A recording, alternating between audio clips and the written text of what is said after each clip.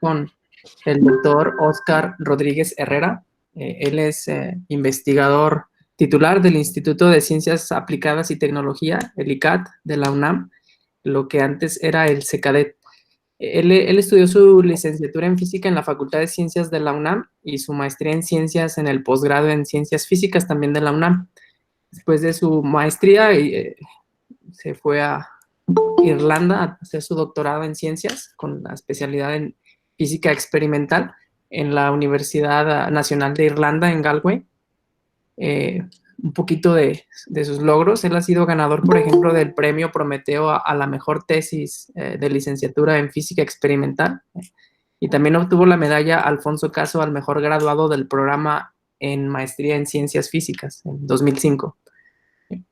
Previo a su contratación en el ICAT, el doctor Rodríguez realizó una estancia postdoctoral en el mismo grupo donde hizo su doctorado y continuó su investigación sobre polarimetría con campos fuertemente enfocados y aplicaciones en microscopía óptica de alta resolución. Al terminar esta estancia, realizó una segunda estancia postdoctoral en el College of Optical Sciences de la Universidad de Arizona, y en esta estancia trabajó en el desarrollo de técnicas innovadoras de polarimetría, procesamiento de señales polarimétricas e imágenes satelitales, y realizó estudios sobre coherencia óptica, que de hecho ya estuvo platicando ahorita un poquito de la coherencia óptica, ¿no? El doctor Rodríguez cuenta con experiencia en el desarrollo de modelos teóricos y simulaciones numéricas con campos electromagnéticos, en particular en la región visible del espectro. También tiene experiencia en el diseño, construcción, validación y desarrollo de sistemas ópticos. Es coautor de 29 artículos de investigación y cuenta con una patente y una solicitud de patente en su joven carrera. Entonces, bienvenido, Óscar, y muchas gracias por aceptar la invitación a participar en este coloquio. Te cedo la palabra. Ok, pues muchas gracias, Víctor, y gracias por la invitación para presentar aquí mi trabajo y compartirlo con ustedes. Espero que les resulte de interés. En esta ocasión quiero hablar con ustedes sobre un proyecto en el que estamos trabajando para la caracterización de superficies rugosas utilizando una técnica que se llama polarimetría de coherencia variable. Entonces voy a empezar haciendo una breve introducción, bueno, voy a tratar de que sea muy breve, introducción sobre los conceptos de coherencia, ya que los voy a utilizar, en particular el concepto de coherencia espacial. También voy a hablar, bueno, en mi introducción sobre coherencia temporal, pues nada más como para tener la visión completa. Después les platicaré un poco, muy brevemente, sobre lo que es la polarimetría, nada más para asegurarme de que todos estamos en la misma página. Después les explicaré qué es la polarimetría de coherencia variable, empezando con qué es la tomografía de coherencia variable, que es la técnica en la que se fundamentó o se originó la polarimetría de coherencia variable, que es la que a mí me interesa. Y entre algunas de las cosas que les platicaré está el desarrollo que hicimos de un teorema generalizado de Van-Citter-Zernike para fuentes electromagnéticas, esto con el objetivo de poder implementar lo que es la técnica de polarimetría de coherencia variable. Después pues, les hablaré un poco sobre el trabajo experimental que hemos hecho en el ICAT, en particular el desarrollo de una fuente que tiene coherencia espacial y polarización controlables, y el desarrollo de un esparcímetro polarimétrico bistático para superficies rugosas, que es básicamente como lo que viene en el título de esta presentación. ¿Qué tipo de aplicaciones tiene lo que les voy a presentar? Pues una de ellas es percepción remota, de hecho es la que teníamos en mente cuando empezamos este trabajo, pero les compartiré las ideas que tenemos para tratar de aplicar este método en algunas otras áreas. Y finalmente pues, les presentaré algunas conclusiones. Entonces déjenme empezar con la introducción, y el primer concepto que quiero discutir con ustedes es coherencia temporal, que Goodman, en su libro de óptica estadística, lo describe como la capacidad que tiene un haz de luz de interferir con una versión retrasada, pero no desplazada espacialmente de sí mismo. El clásico ejemplo de esto es el interferómetro de Michelson, ¿no? Bueno, en este caso, como tenemos lentes que están colimando la luz, pues más bien pensaríamos en el Twyman Green, que es un interferómetro de división de amplitud, y la intensidad que se mide en el detector, que es este de acá abajo, pues está dada como, bueno, el módulo al cuadrado de la suma del campo que viene tanto del espejo 1, que es el M1, que es el que yo puedo mover, y el M2, que es el que tengo fijo como referencia. Entonces, la intensidad la puedo yo escribir de esta forma, la intensidad en el detector, y esa intensidad, pues después de hacer ahí los cálculos matemáticos correspondientes, pensando que mi divisor de As es de 50-50, o sea que me refleja la mitad y me transmite la mitad, yo puedo escribir la irradiancia detectada de esta forma, en el que tengo la irradiancia de la luz que se reflejó del espejo 1, la que se reflejó del espejo 2, y este término que, como ustedes sabrán, es el término de interferencia. Este es el que realmente incluye la interferencia que se va a observar o no en el experimento.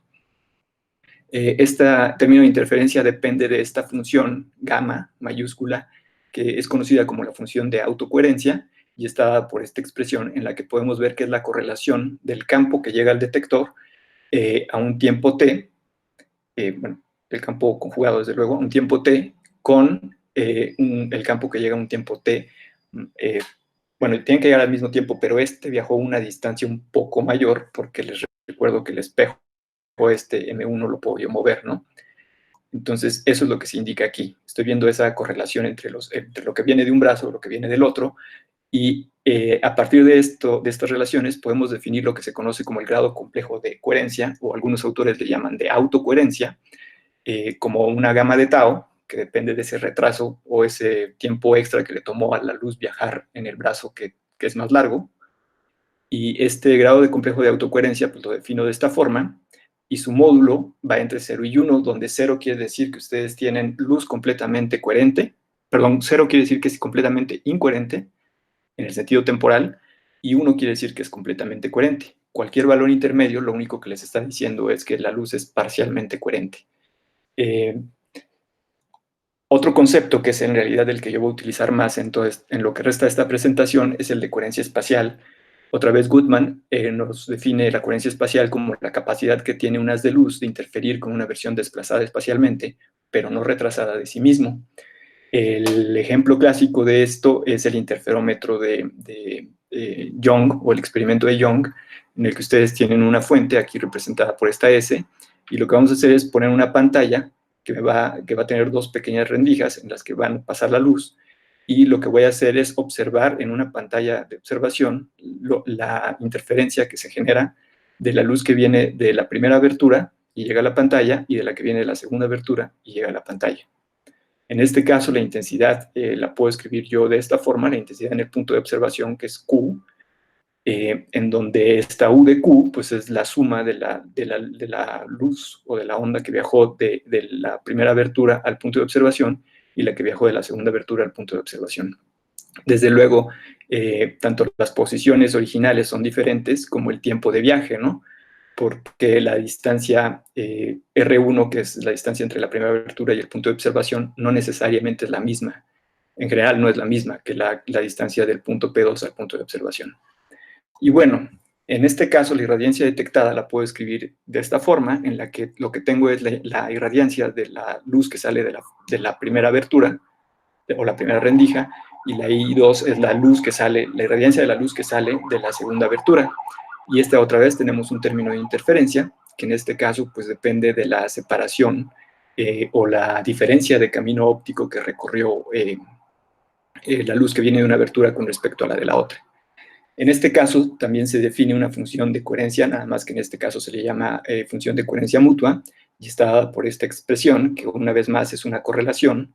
Estos paréntesis triangulares lo que nos representan son promedios de ensamble, ¿ok? Y bueno, en este caso el grado complejo de coherencia, que se le llama también coherencia mutua, o grado complejo de coherencia mutua, está definido por esta expresión en el que una vez más su módulo varía entre 0 y 1, donde 1 significa luz completamente coherente en el sentido espacial y 0 significa luz completamente incoherente. Cualquier valor intermedio, nuevamente, es luz parcialmente coherente en el sentido espacial. Lo de la coherencia ustedes lo pueden pensar, si no están muy familiarizados con el término, como, luz que es incoherente no produce franjas de interferencia. La luz que es muy coherente, completamente coherente, produce franjas de interferencia con muy buena visibilidad, es decir, con muy buen contraste. Los máximos son muy fácilmente distinguibles de los mínimos.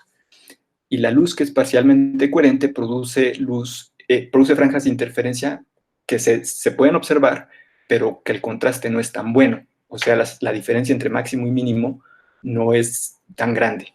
Eso es como una sencilla en la que podemos pensar en estos conceptos.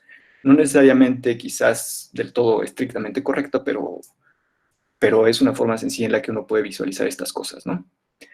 Ahora, otro concepto que voy a utilizar en lo que sigue es polarización, y en particular una técnica que se conoce como polarimetría, que la polarimetría es el conjunto de métodos que sirven para la caracterización de las propiedades de muestras, propiedades polarimétricas de muestras.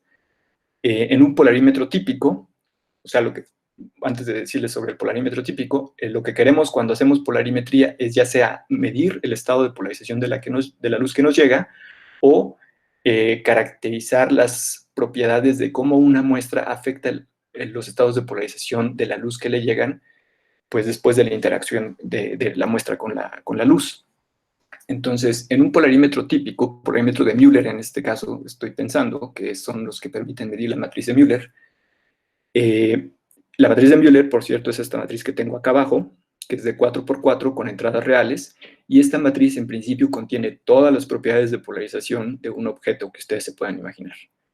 Este vector S que tengo aquí definido es un vector de Stokes con 4 elementos, también reales, que nos describen el estado de polarización de la luz. Entonces, recordemos, el vector de Stokes describe el estado de polarización de la luz, la matriz de Müller, M, nos describe cómo el objeto que yo estoy estudiando o que está interactuando con la luz me cambia ese estado de polarización. Para poder medir o poder hacer polarimetría en general, polarimetría de Müller, lo que tengo es este objeto, que es el que yo quiero analizar, tengo una fuente y uso un conjunto de polarizadores y de analizadores para hacer las mediciones de los 16 elementos de la matriz de Müller. Los polarizadores, en el caso más general, el mínimo número de polarizadores que necesitan ustedes son 4, y también de analizadores. Los polarizadores se encargan de generar el estado de polarización que ustedes van a hacer incidir en la muestra, y los analizadores se encargan de medir cuál es el estado de polarización de la luz que resultó de la interacción de la luz incidente con la muestra. Entonces, por cada uno de estos polarizadores, por ejemplo, este que tengo aquí, voy a hacer mediciones con cada uno de los 4 analizadores, y eso me va a dar 4 mediciones. Después cambio el polarizador y hago otra vez mediciones con los 4 analizadores, una vez más, y así hasta completar los 4 polarizadores, y de ahí me salen las 16 mediciones que en general se necesitan para determinar esta matriz. Ahora, en realidad, en muchos objetos que uno se encuentra en la vida diaria, no es necesario hacer las 16 mediciones, porque a veces estas matrices tienen simetrías, y entonces es relativamente fácil, porque necesito menos mediciones, medir su matriz de Müller. Pero eso depende de la muestra. Por eso les insisto en que en general lo que se tiene que hacer son 16 mediciones, por lo menos. ¿Ok? En estos arreglos, tanto para medir el estado de polarización, que sería determinar el vector de Stokes, o medir la matriz de Müller, generalmente lo que se hace en polarimetría es que se piensa que tanto el campo incidente como el campo esparcido son o pueden ser considerados como haces. Eso es pues para facilitarnos la vida, ¿no?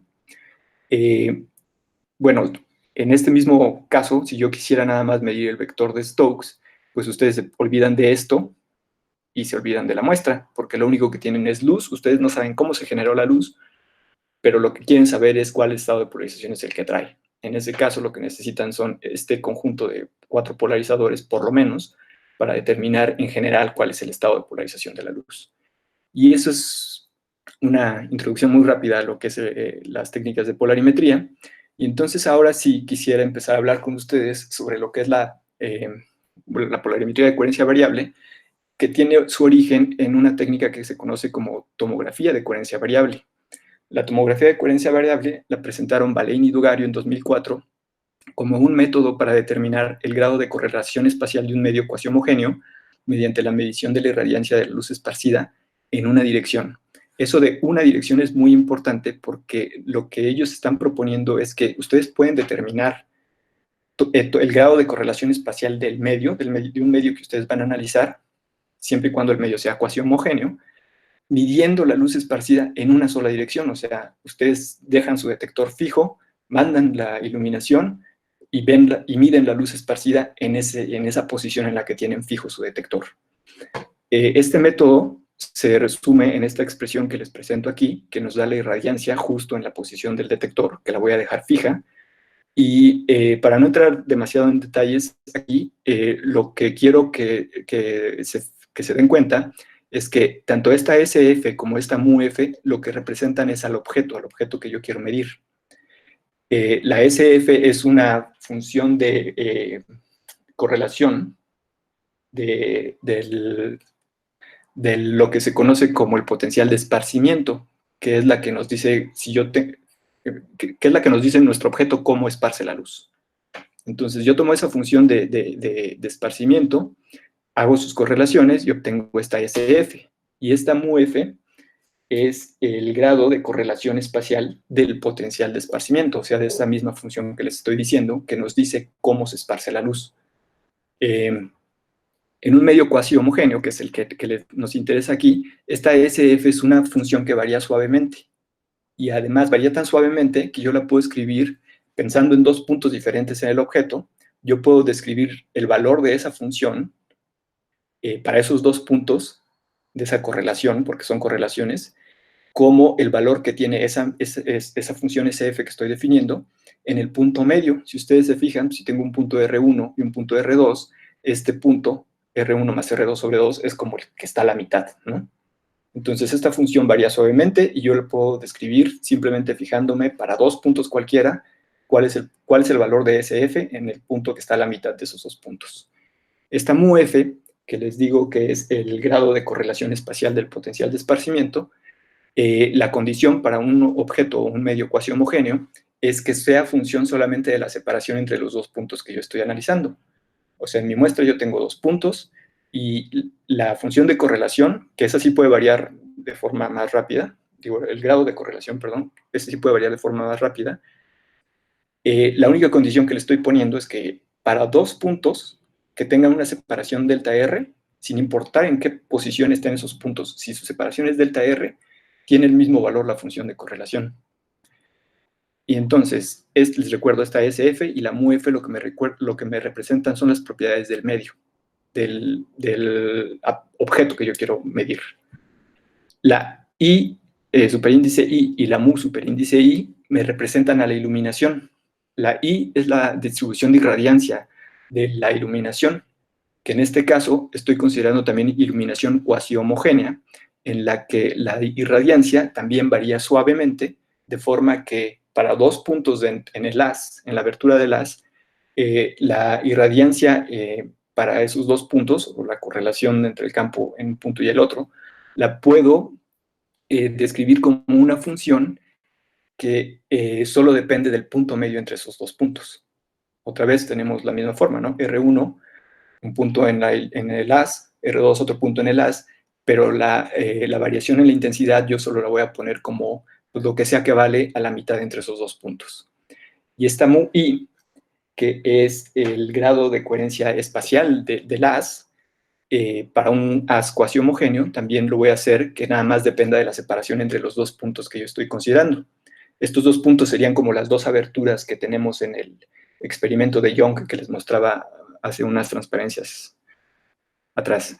Y entonces nos dice, si ustedes conocen las propiedades del objeto, o esto, más bien esto es lo que quisiéramos conocer, pues, y ustedes pueden controlar estas propiedades de la iluminación, pues pueden obtener estas mediciones.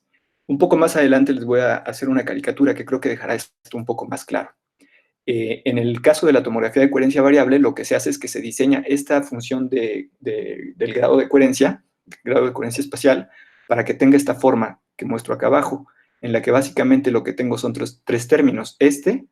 Que fíjense que depende de delta R, es una G que depende de delta R, y luego tengo este otro término que tiene una G que depende de delta R más delta R0, donde delta R0 va a ser una distancia fija, y después tengo este otro tercer elemento que tiene una G que depende de delta R menos delta R0. Es la misma delta R0, la misma separación, pero no sé si, por ejemplo, delta R0 es hacia la derecha, pues menos delta R0 sería hacia la izquierda.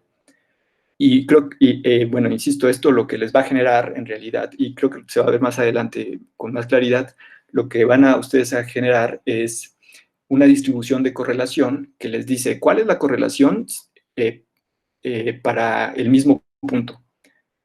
¿Cuál es la correlación para dos puntos R1 y R2 que están separados a una distancia delta R0 positiva? ¿Y cuál es la correlación para dos puntos R1 y R2 que están separados a una distancia R0, delta R0, pero negativa? Bueno, en base a esto se propuso, bueno, una cosa que olvidé mencionar aquí es que esta es una teoría escalar. Eso quiere decir que está considerando a la luz como solamente una onda que tiene una amplitud y una fase. Pero nosotros sabemos que la luz es una onda electromagnética y no siempre se puede representar de forma tan sencilla como una amplitud y una fase, ¿no? Porque tiene componentes vectoriales. Tengo una amplitud y una fase de la componente X, una amplitud y una fase de la componente Y pues en una de esas hasta una amplitud y una fase de la componente Z, ¿no? Y eso es lo que nos sirve realmente para hacer polarimetría, ver la naturaleza vectorial de la luz.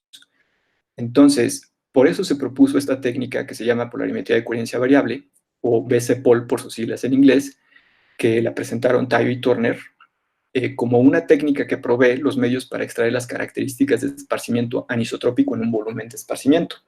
Aquí anisotrópico, justamente, esa es la palabra clave, porque cuando ustedes tienen un medio anisotrópico, la polarización sí importa, porque la respuesta de una zona del objeto a un estado de polarización puede no ser la misma que la respuesta de esa misma zona a otro estado de polarización. Y eso es lo que queremos ver nosotros con esta técnica de polarimetría de coherencia variable. Ahora, la teoría de polarimetría de coherencia variable puede recuperar información polarimétrica que no está disponible en la tomografía de coherencia variable, que es esta que les platiqué ya. Esa es la BCT. La BCPOL es la polarimétrica. Y esa información que se recupera a partir de mediciones monostáticas. O sea, igual, otra vez, se puede recuperar a partir de mediciones monostáticas. Monostático significa que tanto la fuente de iluminación con la que voy a analizar mi muestra como el detector, o sea, el que uso para medir cómo viene la luz esparcida por la muestra, pueden estar en la misma posición. Cuando están en la misma posición, eso es una medición monostática. En una medición bistática, que es más lo que voy a mostrar yo, pero eso por problemas técnicos en el laboratorio, en una medición bistática, tanto la fuente como el detector están fijos, pero están fijos en posiciones diferentes. ¿Ok? Entonces recuerden, mediciones monostáticas, fuente y detector están en la misma posición. Y bueno, en este caso nos está diciendo que, similar a lo que se tiene con tomografía de coherencia variable, las propiedades de la luz esparcida en una sola dirección vienen dadas como una integral en la que aquí tengo ahora estas matrices F, que son la misma nada más en diferentes puntos del objeto, evaluadas en diferentes puntos del objeto. Son matrices de esparcimiento, son las matrices que me representan en forma matricial lo que en la teoría escalar se conoce como el potencial de esparcimiento, ¿no? O sea, la función que me describe cómo esparce la luz el objeto. Y esta W es conocida como la matriz de densidad espectral mutua, que es una matriz que me da información sobre cuáles son las correlaciones espaciales entre dos puntos diferentes de la misma fuente. Pueden ser el mismo, pero si son el mismo, lo que estoy viendo es pues la intensidad, básicamente. Si yo tengo dos puntos, o el estado de polarización, si estoy viendo dos puntos diferentes, esta matriz es la que me da la información sobre la correlación del campo en un punto con respecto al campo en un punto diferente. Y bueno, para no hacerles el cuento demasiado largo con esto, otra vez vemos que el campo esparcido en una sola dirección es función tanto de la matriz de esparcimiento en dos posiciones diferentes, que serían las propiedades del objeto, como de las propiedades de correlación de segundo orden de la iluminación, que es esta W. Les recuerdo, la W nos está dando información sobre la coherencia espacial de la fuente y el estado de polarización de la fuente. Y la idea de todo esto es que si ustedes piensan en tomografía, generalmente lo que hacen, aquí tengo una caricatura para mostrarlo, es que tienen un objeto que ustedes quieren analizar. Tienen una fuente y tienen un detector. el detector va a medir el campo esparcido. Entonces, ustedes mandan la luz o la radiación que quieran al objeto, y el objetivo de un análisis tomográfico es tratar de obtener pues, diferentes secciones transversales del objeto, ¿no?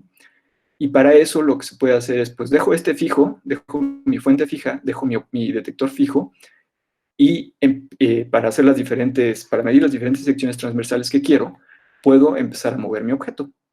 Lo giro, lo voy rotando hasta que obtengo todas las mediciones que necesito para mi reconstrucción. Otra alternativa es, pues, ¿por qué no dejo fijo el objeto? Y entonces dejo fija mi fuente y lo que hago es empezar a mover el detector. Pues me va a dar mediciones equivalentes, ¿no?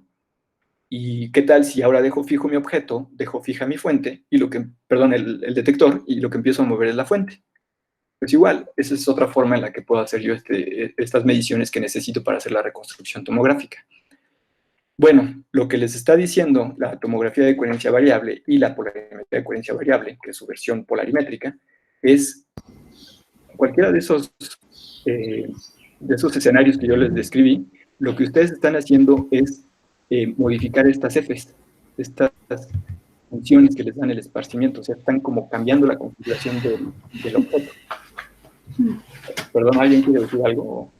No es bueno. Ok. Bueno, y esta W, les digo, es lo que describe a la iluminación. Pero pues en esta integral, ustedes pueden ver si generalmente lo que hago es cambiar esta F para obtener las mediciones que necesito para hacer la reconstrucción. ¿Y por qué no dejo esta F fija? Y entonces empiezo a cambiar las propiedades de la iluminación. Eso en principio, pues uno se puede imaginar que eso puede ser útil para obtener el mismo, no el mismo, pero un conjunto de mediciones equivalentes que se pueden utilizar para intentar hacer la misma reconstrucción. Entonces, tanto tomografía de coherencia variable como polarimetría de coherencia variable, eso es lo que hacen. Dicen, tú deja fijo a tu detector, deja fija tu fuente, todo está fijo, deja fijo a tu objeto, y lo único que haces es que vas a cambiar las propiedades de la fuente, midiendo en una sola dirección. Y cambiando las propiedades de la fuente, tú vas a tratar de obtener la información equivalente a la que obtienes cuando mueves todo alrededor para hacer una reconstrucción tomográfica del objeto. Ok. Bueno, esto ya se los presenté. Ahora, uno de los problemas ahí, pues es que si yo quiero controlar tanto la coherencia espacial como el estado de polarización de una fuente electromagnética que se está propagando cuasi homogénea, pues lo primero que necesito saber es cómo describo eso, ¿no? Cómo describo la propagación de esas propiedades. Y para eso, lo que se hizo fue utilizar el teorema generalizado de Van Citter-Zernike, pero para la matriz de densidad espectral mutua. El teorema generalizado de Van Citter-Zernike, el original, es para fuentes cuasi homogéneas, pero es un teorema escalar. Otra vez, eso quiere decir que el campo, yo estoy pensando que la luz la puedo representar como un campo que tiene una amplitud y una fase. Pero ¿y qué pasó entonces con la polarización? Pues que no se puede describir en ese caso. Y lo primero que hicimos fue, bueno, vamos a tratar de hacer una extensión de este teorema al dominio vectorial, en el que yo sí puedo utilizarlo para describir estados de polarización. Y bueno, este es un diagrama de lo que les voy a presentar a continuación, en el que aquí tenemos la fuente. Voy a considerar dos puntos en la fuente, P1 y P2. Este de aquí es el plano de observación, y voy a considerar dos puntos en el plano de observación, Q1, Q2. P1 está separado de Q1 por R1, P2 está separado de Q2 por R2. El plano de observación es paralelo al plano de la fuente. Voy a considerar fuentes planas, desde luego. Es paralelo al plano de la fuente y está separado a una distancia z. Y las coordenadas en el plano de la fuente van a ser xi y eta, y en el plano de la observación son x y y. Entonces, tomando eso en cuenta y partiendo del principio de Huygens-Fresnel, podemos mostrar que las componentes de la matriz de densidad espectral mutua se pueden escribir de esta forma, donde estas son las componentes de la matriz de densidad espectral mutua de las que se propagó en términos de las componentes de la matriz de densidad espectral mutua de la fuente. Estas que tienen el superíndice 0 son los de la fuente. Y bueno, este es un término de propagación, y estos son términos que salen del uso del principio de Huygens-Fresnel, donde está chi de teta 1 y chi de teta 2 son esos factores de inclinación que se usan frecuentemente en cálculos de difracción. Seguramente ustedes estarán familiarizados con eso. Si yo supongo propagación paraxial, encuentro que las componentes de la matriz de densidad espectral mutua de las que se propagó están dados por esta expresión en términos, otra vez, de la matriz de densidad espectral mutua de la fuente. Y si nos fijamos en este término y este término, que son como los términos de propagación, los dos tienen cara de kernel de la transformada de Fourier, ¿no? Tanto este como este. Y bueno, en esta expresión está psi, que tengo acá afuera, que es un término de fase, donde ese término de fase está dado por esto. Y bueno, de ahí justo obtengo la relación completa, matricial, en la que toda la matriz, pues está dado en términos de toda la matriz de densidad espectral mutua de la fuente. Y con estos términos que, insisto, son como términos del kernel de la transformada de Fourier. Para una fuente electromagnética plana, cuasi homogénea, su matriz de densidad espectral mutua se puede escribir de esta forma, en la que quiero hacer énfasis que esta matriz, que es una matriz de correlación, o sea, la que nos dice cuáles son las propiedades de coherencia espacial y polarización de la fuente, está en sándwich con estas matrices I, que representan como la distribución de amplitud de la que corresponde a la irradiancia que tiene la fuente, a la distribución de irradiancia que tiene la fuente. Esto de que estén en sándwich tiene una consecuencia importante que discutiré un poco más adelante. Y bueno, en este caso, como son cuasi homogéneas, les recuerdo, las variaciones en intensidad las puedo yo ver como función del punto medio entre los dos puntos que estoy considerando, y la función de correlación, o la que me dice tanto las propiedades de coherencia espacial como de polarización, las puedo ver como función de la separación entre los dos puntos que estoy tomando en cuenta, que es esta delta R, ¿no? Bueno, usando eso, encontramos el siguiente resultado, que lo que estoy poniendo de azul es en realidad el teorema generalizado de Van Sitter-Zernike para la matriz de densidad espectral mutua, y lo que nos dice es, mira, las propiedades de coherencia espacial y polarización de las que se propagó, tú las vas a obtener como la transformada de Fourier de este sándwich que tienes, en donde tienes estas matrices que te representan a la distribución de amplitud que corresponde a la distribución de irradiancia que tiene tu fuente, y esta capa, que capa es la transformada de Fourier de la matriz de correlación, o sea, la matriz, insisto, que les representaba tanto la distribución de coherencia espacial como de polarización de la fuente. Entonces, si ustedes conocen las propiedades de la fuente, pueden calcular las propiedades del campo que generó esta fuente y que se propagó, del haz, utilizando transformadas de Fourier. Eso está padrísimo porque la transformada de Fourier es relativamente fácil de calcular en computadoras. Entonces, si ustedes conocen las propiedades de la fuente, pueden predecir las propiedades de las que se propagó utilizando simplemente transformadas de Fourier. Ahora, una cosa que les decía que es importante es que este sándwich, tengo una de las matrices de amplitud de un lado, la otra del otro lado, y las propiedades de coherencia espacial y polarización de la fuente en medio. Esto lo que nos está diciendo, como ustedes saben, pues las matrices en general no conmutan, porque si conmutaran, pues entonces yo paso esta de este lado, y esta con esta, pues son la misma, entonces me queda nada más la matriz de intensidad. Ok, pero como no conmutan necesariamente, esto lo que nos está diciendo es que las propiedades de polarización que yo mida de la muestra dependen tanto de la distribución de intensidad que tengo, como de las propiedades de coherencia de la iluminación que yo escojo. Eso es algo importante porque si ustedes alguna vez han tenido contacto con polarimetría o han leído algún artículo sobre polarimetría, no es frecuente, o bueno, yo prácticamente no lo he visto nunca, que los autores les digan cuál es la distribución de coherencia que tiene la fuente que utilizaron para medir. Y esto nos está diciendo que eso importa, que las propiedades que ustedes midan de polarización del objeto de interés depende pues, de las propiedades de coherencia de la iluminación que están utilizando. Y eso es algo que, se me olvidó aquí poner la referencia, pero eso es algo que ya se ha demostrado experimentalmente y a mí me parece particularmente interesante. Pero bueno, déjenme seguir. Entonces, si yo tengo una fuente incoherente con polarización uniforme, puedo escribir su matriz de densidad espectral mutua de esta forma, en la que, bueno, estas siguen siendo las matrices de amplitud. Esta delta es la que me está diciendo que la fuente es incoherente. ¿Por qué? Porque esta delta es una delta de Dirac tal que si delta R es diferente de 0, o sea, si tengo dos puntos que están separados, la correlación es 0. Y eso quiere decir que la fuente es incoherente, ¿no? Solo un punto solo es coherente consigo mismo. Y luego esta matriz me está dando el estado de polarización, donde esta delta phi es la diferencia de fase que hay entre la componente X y Y de los puntos que estoy considerando en la fuente. Ok. De todo esto, sustituyendo en el teorema generalizado de Van Sitter-Zernike que les mostré en la transparencia anterior, encontramos que la matriz de densidad espectral mutua de la luz que se propagó está de esta forma, donde otra vez tenemos el kernel de Fourier, y estas son las expresiones para cada una de las componentes. Entonces, esta es una caricatura de lo que les estoy explicando, o tratando de explicar, en el que tengo una fuente, y, por ejemplo, esta fuente la voy a pensar que tiene intensidad constante, por eso la puse aquí toda blanca. Pero esa es la intensidad total. Voy a pensar que estoy utilizando intensidad y radiancia de forma intercambiable. Yo sé que no son necesariamente el mismo concepto, pero denme chance en esta presentación.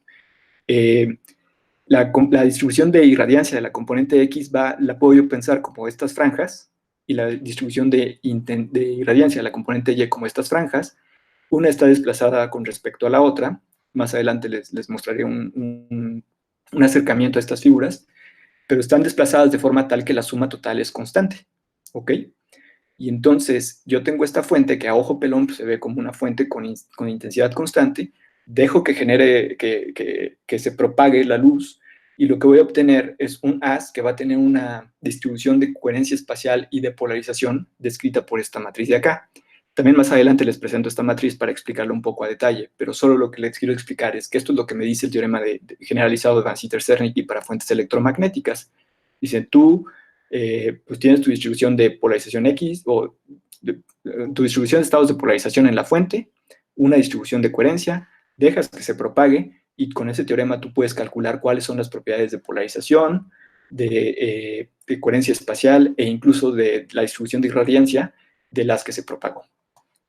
Bueno, por ejemplo, si consideramos una fuente cuasi homogénea, que es lo que hemos estado haciendo, con una distribución de densidad espectral dada por esta forma, donde esta es la componente X, o sea, voy a pensar que la componente X varía como una función coseno, parecido a lo que les enseñé en la figura anterior, y la componente Y también es un coseno, pero desplazado respecto al de la componente X. Entonces, sustituyendo en el teorema generalizado de Van Sitter-Zernike para fuentes electromagnéticas, esto es lo que obtenemos. Y esto, déjenme verlo componente por componente, porque va a ser más claro así. Bueno, antes, es lo que quiero ver. Como ejemplo, vamos a pensar que esta epsilon, o sea, la diferencia de fase que hay entre la componente X y la componente Y, voy a pensar que es menos pi medios. Entonces, en ese caso, este se queda como un coseno, pero este de acá se vuelve un seno, ¿no? La distribución de irradiancia de la componente Y. Y bueno, en ese caso, y pensando que tengo una fuente cuasi homogénea con polarización heterogénea, y que tengan las distribuciones de irradiancia esta dependencia, esto lo que nos está diciendo es que van a ser franjas rectas. En particular, si yo hago x0 y beta igual a 0, que es lo que tengo acá abajo, voy a tener este tipo de franjas rectas. Para la componente X tengo estas franjas que están centradas en 0, y para la componente Y tengo estas que como son 0, pues son seno, son 0 en el centro. Esta como es coseno, pues es 1 en el centro, ¿no? Y esta alfa es el periodo temporal, el periodo espacial de estas distribuciones de franjas que tengo. Si yo agarro estas dos y las superpongo, que sería calcular la intensidad total, lo que obtengo es una intensidad constante, ¿no? Seno cuadrado más coseno cuadrado siempre les da 1. Y eso es lo que mostraba en el diagrama que les mostré antes. Bueno, uno de los resultados que uno se encuentra es que para fuentes cuasi homogéneas con polarización heterogénea, se tiene que la función la matriz esta de correlación está dada por esto, y en esto, esta delta phi es la diferencia de fase entre la componente X en un punto de la fuente y la componente Y en otro punto de la fuente, y la condición que encontramos es que esa diferencia de fase tiene que cumplir la misma condición que esta matriz de correlación, es decir, que solo debe depender de la separación entre esos dos puntos. Una vez que sabemos eso, sustituyendo todo lo que ya vimos en el teorema generalizado de Banzheimer-Zernicki para fuentes electromagnéticas, encontramos esta expresión, y déjenme verla más detalle, ahora sí, componente por componente. Entonces, el primer elemento de la matriz que me da la correlación entre la componente X en el punto 1 y la componente Y, perdón, y la componente X en el punto 2, está dada por esta relación en la que tenemos tres términos. Esta G de delta R, esta G de delta R más delta R0 y G de delta R menos delta R0. Les recuerdo que delta R es la separación entre los puntos que estoy considerando. Entonces, esta me daría como la autocorrelación, o sea, cuando el punto es el mismo. Esta, la correlación cuando están separados una distancia delta R positiva, y esta cuando están separados una distancia delta R negativa. Si nos fijamos en la componente cruzada, XY, que nos da la correlación de la componente X en un punto con la componente Y en un punto diferente, vemos que solo tiene dos términos, el que es G de delta R más delta R0 y el que es G de delta R menos delta R0. Y eso es algo interesante que voy a explicar un poco más adelante. La componente YX es igual a la componente XY, también nada más tiene la G de delta R más delta R0 y G de delta R menos delta R0, y la componente Y, que otra vez nos da la correlación de la componente Y en un punto de la fuente con la componente Y en otro punto de la fuente, esa también tiene tres términos, igual que la componente X. Este, que es para cuando el punto es el mismo, y este, que es cuando están separados delta R0 y cuando están separados menos delta R0. Todo esto yo lo puedo representar, bueno, estas Gs están dadas por estas transformadas de Fourier, que son la transformada de Fourier básicamente de la distribución de irradiancia que tienen en la apertura, ¿no? O de la forma de la apertura. Y bueno, donde está delta R0 está dado por esto. Entonces, en este caso en particular, como escogí esas franjas rectas verticales, me sale que la separación en la que yo voy a tener que estas, o la que me va a determinar el valor de esta delta R0, está dada por esta función, o esta expresión, perdón, en la que vemos que depende solo de la longitud de onda, depende de la distancia o la separación que hay entre la fuente y el plano de observación y del periodo espacial de las franjas que generé. Y bueno, esta es la representación gráfica de lo que les mostré hace un rato. Entonces les recuerdo, esta es la correlación entre la componente X en un punto con la componente X en otro punto. La componente Y en un punto con la componente Y en otro punto. La componente X en el punto 1 correlacionada con la componente Y en otro punto, en el punto 2. Y aquí la componente Y en el punto 1 correlacionada con la componente X en el otro punto. Esto lo que nos está diciendo es interesante porque, fíjense, tanto la componente X como la componente Y, cuando la separación entre los dos puntos que yo estoy considerando es 0, tiene un valor diferente de 0, ¿no? Es esa bolita roja que tengo ahí, tanto para la X como para la Y.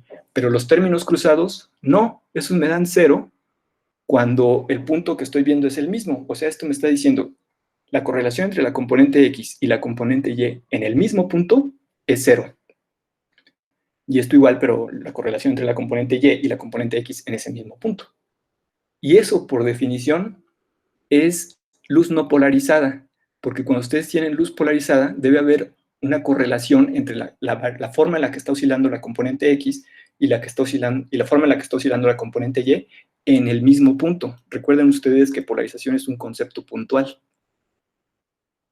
Ahora, otra cosa interesante que nos está diciendo es, si yo me fijo en la correlación entre la componente X en un punto y la componente Y en un punto diferente, que están separados, pues esta distancia, lo que voy a ver es que sí hay correlación entre la componente X en el punto 1 y en el punto 2. Lo mismo para la componente Y en el punto 1 y el punto 2.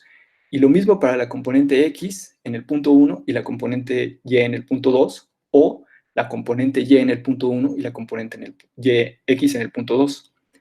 O sea que fíjense, la luz es no polarizada, pero si yo me fijo en dos puntos diferentes que están separados a una distancia diferente de 0, hay correlación entre la componente X y la componente Y de esos dos puntos. Eso es un concepto más o menos reciente que se le ha llamado polarización de dos puntos, o polarización mutua, creo que es el término más común. Que les recuerdo, ¿no? Eso no es como la polarización que uno estudia en la facultad, porque esa polarización que uno estudia en la facultad es puntual, es en el mismo punto. Aquí les estoy diciendo que estoy viendo dos puntos diferentes, pero si yo los hiciera coincidir, de alguna forma, tendría luz polarizada, a pesar de que originalmente se supone que tengo luz no polarizada. Esos son unos conceptos que hay que todavía estudiar un poco más, pero me parece que es un resultado también interesante. Y bueno, todo esto es con el objetivo de poder implementar la técnica de polarimetría de coherencia variable. Entonces, lo primero que necesito hacer es construir una fuente que sea capaz de generar las haces de iluminación que necesito en esta técnica, ¿no?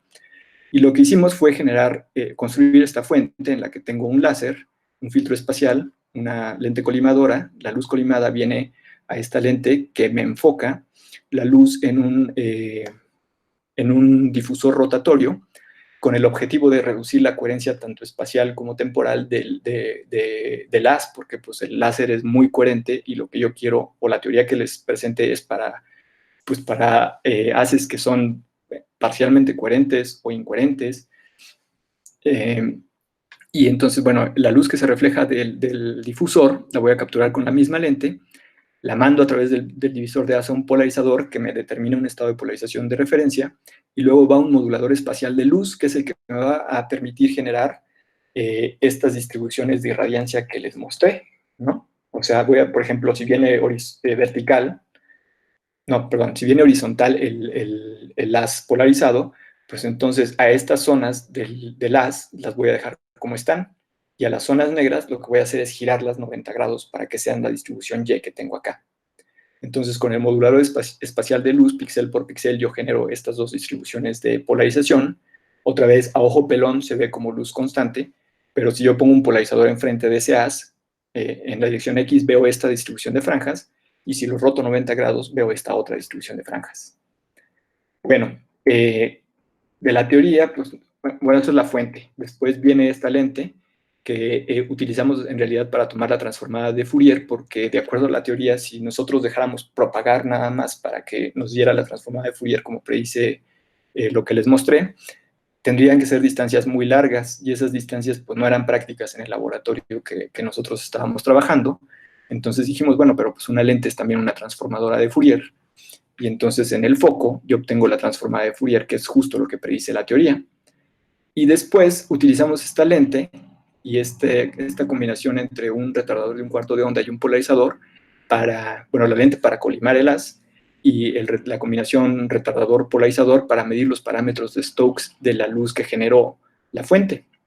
Esto con el objetivo de poder verificar nuestras predicciones teóricas.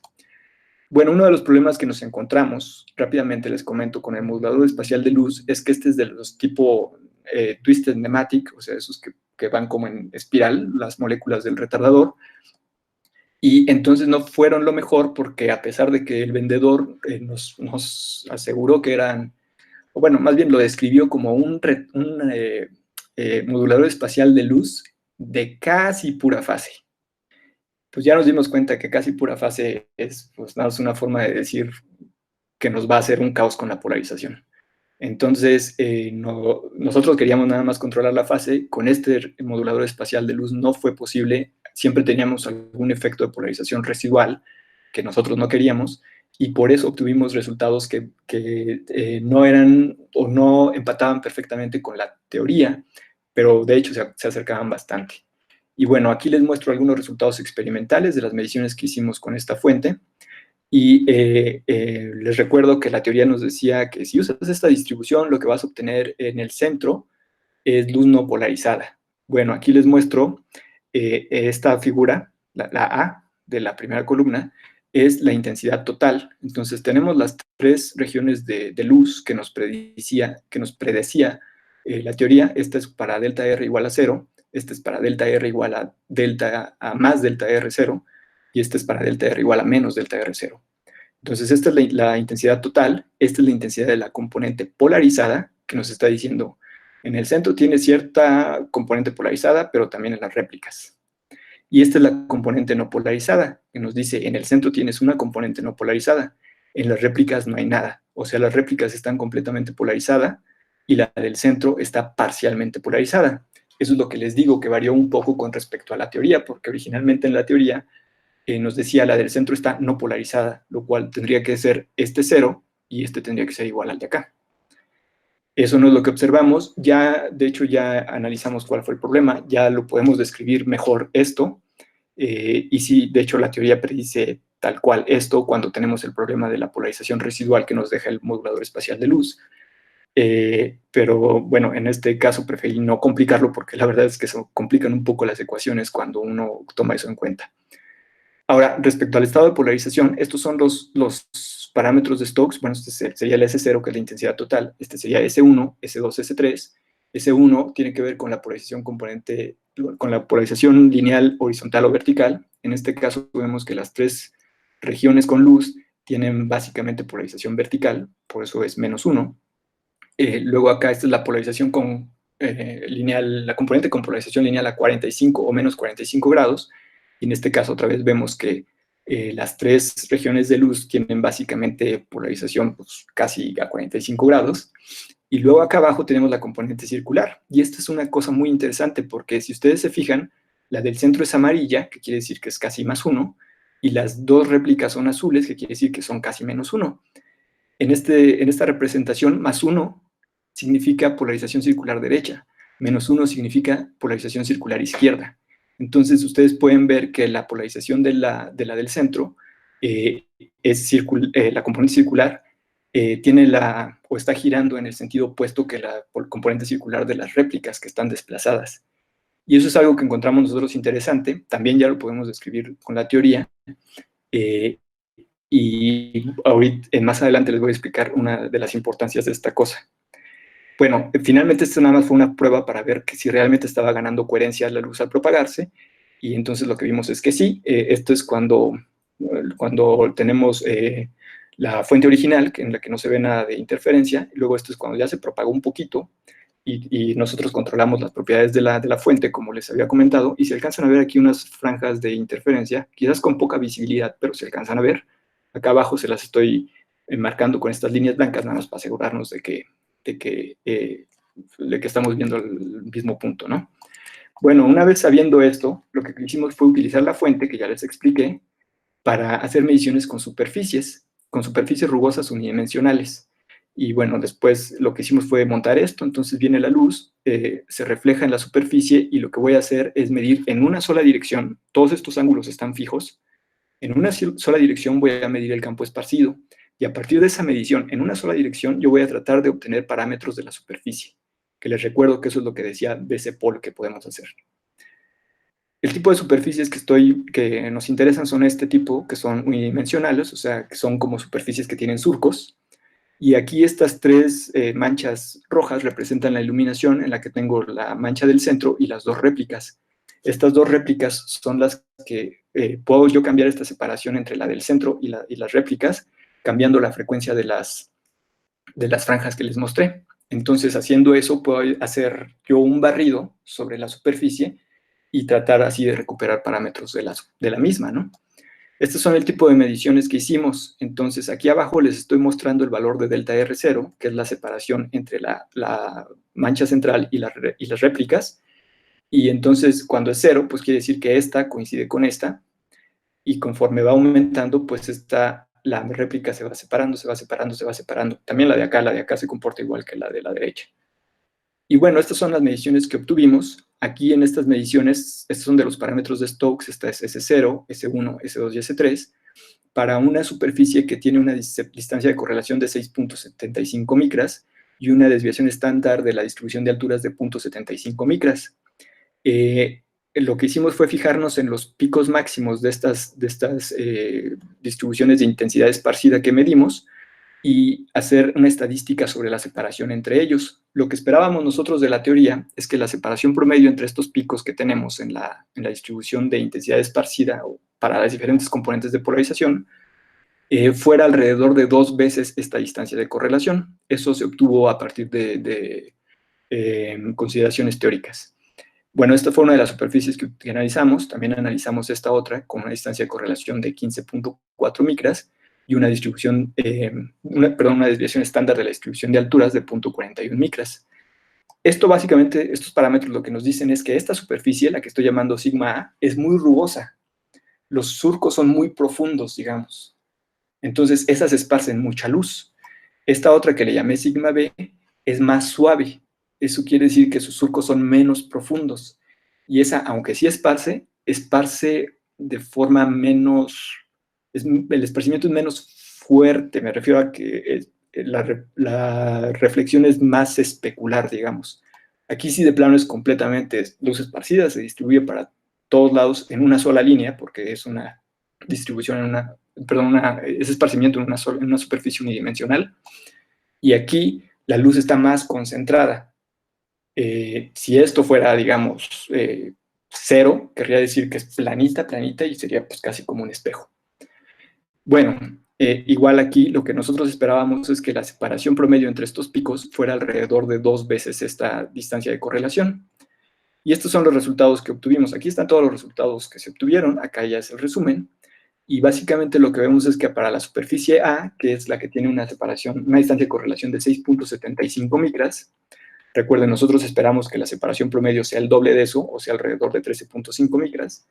Lo que medimos es, en las diferentes componentes del vector de Stokes, 11.39 más menos 1.9, 12.98 más menos 1.76, 12.62 más 2.49, todo esto en micras, y 12.89 más menos 0.42. O sea que esta, la superficie A, la que es muy rugosa, en realidad nos dio resultados muy parecidos a lo que esperábamos de la teoría, muy cercanos a ellos. La superficie B, que es la más suave, les recuerdo, la distancia de correlación son 15 micras, 15.4, y en este caso vemos que la separación que medimos es de 11.16 más menos 1.65 micras, 14.81 más menos 0.49, 14.46 más menos 1.21 y 22.11 más menos 2.96. O sea, esta sí de plano falló, y falló bastante, porque nosotros esperábamos que la separación promedio fuera del orden de 30.8 micras, ¿no? Y no, pues no nos acercamos. Lo que más se acerca es esta, la componente S3. Y esto tiene una, bueno, déjenme ver. Sí, esto tiene una razón basada en lo que les mostré de esta distribución. Y es que, en realidad, como hay coherencia entre estas componentes y la del centro, las réplicas y la del centro, cuando tenemos una superficie muy suave, tenemos efectos fuertes de interferencia entre la luz que se esparce de la mancha central, o de la iluminación de la mancha central, y de la iluminación de las manchas de las réplicas que están desplazadas. Y si esa interferencia es fuerte, pues nos va a afectar la medición. Cuando ustedes tienen una superficie suave, esa interferencia es más intensa, y entonces reduce la calidad de la señal que estamos midiendo nosotros. O sea, nos está generando una distribución irreal porque está interfiriendo la luz que viene de una componente, perdón, de una mancha central con las réplicas. Y es por eso que, como les decía aquí, es importante notar que la del centro está con polarización circular derecha y las réplicas con polarización circular izquierda. Y justo para este estado de polarización incidente, nos da el mejor resultado con la superficie suave. ¿Por qué? Pues porque los estados de polarización ortogonales no producen franjas visibles de interferencia. Y entonces, en este caso, nos está ayudando el hecho de que la polarización de la mancha central sea ortogonal a la de las réplicas, y nos está dando un valor pues más cercano a lo que esperábamos. De todos modos, no es exactamente lo que esperábamos, pero es más cercano, ¿no? Y bueno, esto es, ya estamos trabajando en un modelo teórico de esto. Los resultados preliminares muestran que sí es esa la razón por la que estamos observando esto en las mediciones, pero como les digo, son preliminares, entonces por eso no se los quise presentar aquí, porque todavía falta verificar algunas cosas para ver que realmente lo estamos haciendo bien. Y bueno, todo esto, les digo, se puede utilizar para analizar este tipo de superficies, y una de las ventajas de esta técnica es que ustedes hacen mediciones en una sola posición, o sea, su fuente, les recuerdo, son mediciones monostáticas en las que la fuente y el detector pueden estar en la misma posición, ¿sí? ¿Y en qué aplicación podemos pensar nosotros que eso sea súper relevante? Pues en percepción remota, y aquí les muestro esta caricatura, ¿no? En la que yo tengo un satélite, y ese satélite lo tengo que usar tanto como fuente como detector, porque pues no puedo tener yo dos satélites y estarlos moviendo alrededor de la zona que quiero estudiar, ¿no? Para medir, no sé, sus propiedades de rugosidad o lo que sea. Eso no es prácticamente posible. Entonces, este tipo de técnicas, como la que les acabo de presentar, justamente una de sus aplicaciones es esta, percepción remota, y para serles sincero, esa es la aplicación que teníamos en mente cuando propusimos esta técnica, pero eso lo hice cuando estaba haciendo mi postdoc en la Universidad de Arizona. Como ustedes saben, a los americanos les interesa mucho este tipo de aplicaciones. En México, la verdad es que este tipo de aplicaciones no son tan populares, al menos no en mi experiencia, y por eso lo que he tratado de hacer últimamente es ajustar este método a cosas que sean más de interés para nosotros, ¿no? Como nación. Y bueno, aquí lo que quiero platicar con ustedes es, pues si ustedes piensan percepción remota, eh, pues a grandes rasgos es básicamente lo mismo que hacer microscopía. Estoy viendo cosas que están muy lejos y, bueno, relativamente lejos, y cosas que son pequeñas, ¿no? En donde las estoy observando. Entonces, los principios son parecidos y los problemas de difracción en general y de esparcimiento se escalan con la longitud de onda. Entonces, si yo hago mediciones con, por ejemplo, en percepción remota con ondas de radio, pues espero ver resultados semejantes si hago mediciones con objetos microscópicos y con luz visible. ¿Ok? Entonces, un poco la idea es esa, tratar ahora de adaptar esto a otras aplicaciones como microscopía, como el análisis de superficies que se utilizan en la industria. Y esto, bueno, esto es percepción remota otra vez. Y esto aquí es una de las cosas que me gustaría explorar a mí más, que es como para tratar de hacer tomografía en objetos microscópicos con luz visible. Objetos tendrían que ser en este caso semitransparentes, por eso lo puse aquí como semitransparente, en el que tengo estos son como las características del objeto que yo quiero observar, estos bastones que se ven aquí, o estos cilindros que se ven aquí, y estas manchitas serían como la iluminación, ¿no? Lo mismo que estas de acá. Y entonces controlando esas, como puedo variar tanto en la separación en X como en Y y en Z, puedo tratar de hacer un barrido sobre el objeto tridimensional que quiero analizar para ver la posibilidad de hacer una reconstrucción tomográfica de esto, aunque el objeto sea microscópico. Y esta es una aplicación que me interesa mucho seguir, pero bueno, estamos ahorita todavía en una etapa muy temprana de eso, por eso no les comento más. Y bueno, por último, pues las conclusiones. Gracias por su paciencia, ya casi termino. Y bueno, mis conclusiones son las siguientes, que la propagación de haces electromagnéticos cuasi homogéneos se puede modelar usando el teorema generalizado o el teorema extendido generalizado de Van Citter-Zernick para fuentes electromagnéticas. Y este teorema predice las propiedades de coherencia espacial y polarización de haces cuasi homogéneos, lo que nos permite la implementación de la técnica de BC-Pol, porque así puedo diseñar la iluminación controlando las propiedades de la fuente. BC-Pol puede ser utilizada para medir las propiedades de superficies rugosas unidimensionales, como les mostré, desde luego con limitaciones, ¿no? Mostré que superficies muy rugosas se pueden medir bastante bien, pero superficies suaves pues ya no funciona tan bien, por el problema de interferencia que les decía. Y eso es el siguiente punto, ¿no? La principal limitación de BC-Pol para medir superficies rugosas suaves, o sea, estas que no son tan profundas sus surcos, tiene que ver o tiene su origen en la interferencia que hay entre las componentes de la luz esparcida. La componente S3, como les mostré, de polarización, que es la polarización circular, es mejor para estimar los parámetros en superficies rugosas, sobre todo en las suaves. Y la principal ventaja de la técnica de polarimetría de coherencia variable es que se pueden hacer mediciones con sistemas que no tienen partes móviles, ya sea en configuraciones bistáticas o en configuraciones monostáticas.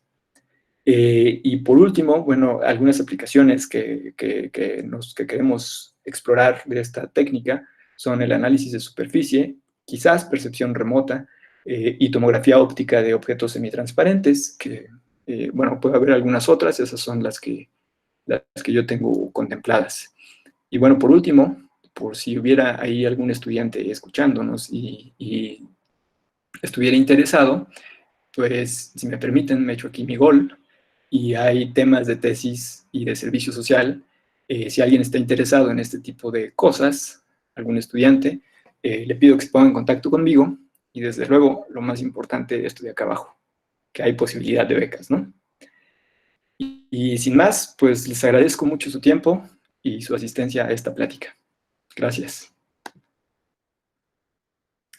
Muchas gracias a ti, Oscar. Te agradecemos que hayas participado en el coloquio y pasamos a una breve sesión de preguntas. No sé si el público tenga alguna duda. Pregunta para el ponente. Víctor, tengo una, si me permiten. Adelante, Toño. Sí, buenas tardes. Primero, agradecerte mucho la presentación, en verdad, muy pedagógica y muy clara. Muchas gracias. Te lo agradezco mucho. Y tengo una pregunta muy específica. Cuando estabas comentando el teorema este de von Sitter-Zernike, no me quedó claro si es válida este resultado tan interesante de la transformada de Fourier para inferir propiedades de la fuente, si es válido en todos los límites, es decir, ¿es solo válida para límite lejano o también para Fresnel? No me quedó muy claro. Sí, no, el desarrollo que yo les presenté es solo para el campo lejano, entonces sí tienen que estar lejos. Se puede pensar en una generalización a pues, campos no tan lejanos, como por ejemplo el límite de Fresnel, pero eso es algo que realmente no he hecho aún. Ok, y la segunda, si me permiten, no me gusta monopolizar. En esta aplicación de microscopía, ¿qué se esperaría ganar? Es decir, ¿se podría pensar en ir abajo, más allá del límite de difracción? Vamos, ¿qué ventaja habría sobre las técnicas de microscopía convencional, confocal, etcétera, que hay cantidades enormes de desarrollos ahí? Me gustaría tener claro cuál es la ventaja que se esperaría. Sí, como yo lo veo, no, ir debajo del límite de difracción, no, porque el método que yo les estoy presentando, la técnica que les estoy presentando, es en realidad lineal. Y justo la forma en la que uno, o la que actualmente se está utilizando para ir debajo de ese límite, pues es con efectos no lineales. ¿Qué ventaja tiene? Pues una de las ventajas que tiene es que las muestras son semitransparentes, como explicaba, o las que tengo contempladas, y no necesitan ningún tipo de preparación, o sea, no necesito ni fluoróforos, ni tinciones, ni nada de ese tipo. Lo único que necesito es que la muestra tenga algún tipo de respuesta polarimétrica que yo quiera conocer. Entonces, no sé si eso responde a la pregunta. En realidad, no ir debajo del límite de difracción no es una de mis intenciones. Es solo como ofrecer una alternativa que se pueda hacer algún tipo de tomografía microscópica sin tener que preparar la muestra de alguna forma especial. Genial, queda muy claro porque sí es una ventaja eso que acabas de mencionar, ¿no? Evitarse fluoróforos y tinturas. Muchas gracias. Sí, gracias. ¿Sí? ¿Alguien más? Muchas gracias, Toño. Sí, aquí Víctor Rico tiene otra pregunta. Adelante, Víctor. Gracias, Víctor. Y a Oscar también, pues muchas gracias. Muy, muy interesante la plática y todo lo que nos han mostrado. Bueno, yo particularmente estoy trabajando en tomografía de coherencia óptica y tengo ahí también unas ideas que yo creo que nos conectan mucho porque van más o menos en la dirección de usar la coherencia espacial para inferir propiedades en profundidad de las muestras. Pero, Oscar, la pregunta digamos que como que no me quedó del todo claro es... ¿cómo puede funcionar esto para recuperar información en profundidad de la muestra, dado que tú tienes unos términos de esparcimiento allí en medio? Es decir, por ejemplo, los ejemplos que nos mostraste lo que hacen es básicamente perfilometría, donde solamente tiene uno una superficie.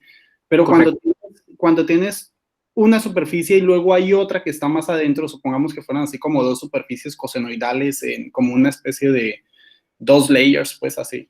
Entonces, cuando la luz esparce en la segunda superficie y luego el esparcimiento en la primera superficie, como eso está metido en los cálculos de coherencia, no se va a perder de pronto un poco de información para poder obtener allí la interferencia. Esa parte como que no, o sea, la veo para una sola superficie para hacer perfilometría, pero no sé más o menos cómo sería en profundidad. No sé si de pronto tienes una respuesta. Sí, de hecho estás en lo correcto. Ese es un problema fuerte de este tipo de análisis a profundidad. Ahorita lo que tengo contemplado, pues es como decía yo, utilizar objetos que son semitransparentes, es decir, la interpretación que le doy yo es que sean, que el esparcimiento que tienen es poco, que sean débiles para esparcir. De hecho, la única teoría que he desarrollado o que hemos estado desarrollando para ese tipo de interacción se basa en la primera aproximación de Born, que es, pues tú sabes, esparcimiento en un solo objeto, ¿no? Entonces, hasta ahora no he tomado en cuenta esparcimiento múltiple, que es lo que uno se encontraría justo cuando tienes pues objetos que esparcen más la luz o que tienes una densidad mayor de objetos que esparcen.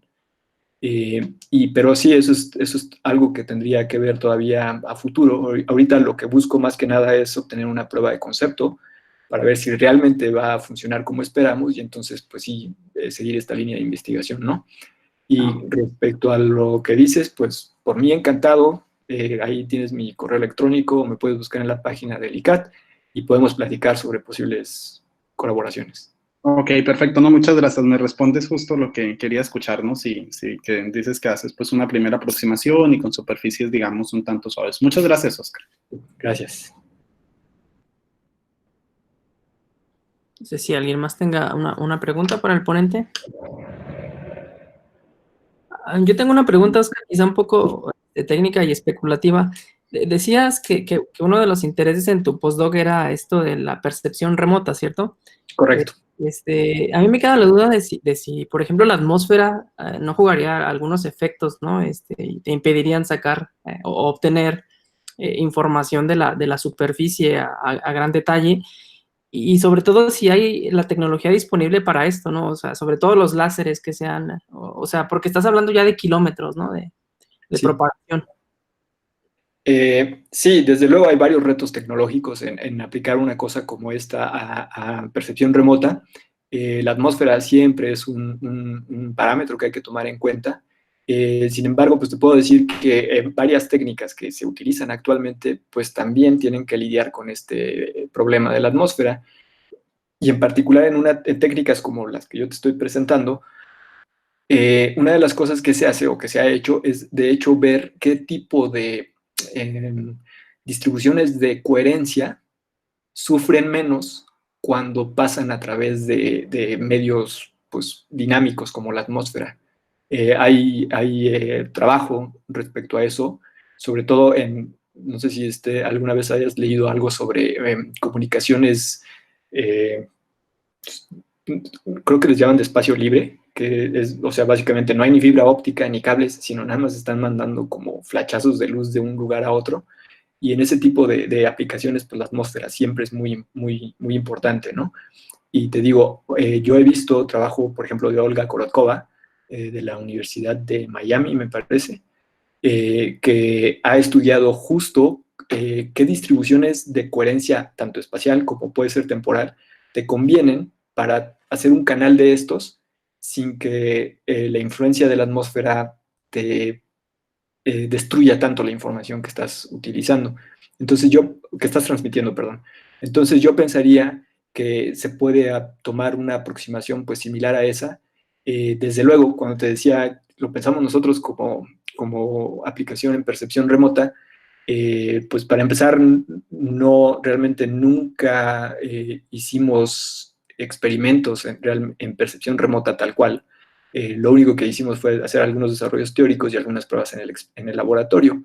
Y bueno, pues sí, definitivamente siempre que uno pasa del laboratorio al mundo real, aparecen complicaciones que se tienen que ir resolviendo, ¿no? Sí, muchas gracias, Oscar. Pues no sé si no hay más preguntas, entonces te agradecemos al ponente por su participación. A nombre del coloquio del instituto, Oscar, muchas gracias. Y gracias a ustedes. A la audiencia, pues nos vemos la próxima semana. Hasta luego. Muchas gracias, hasta luego. Hasta luego.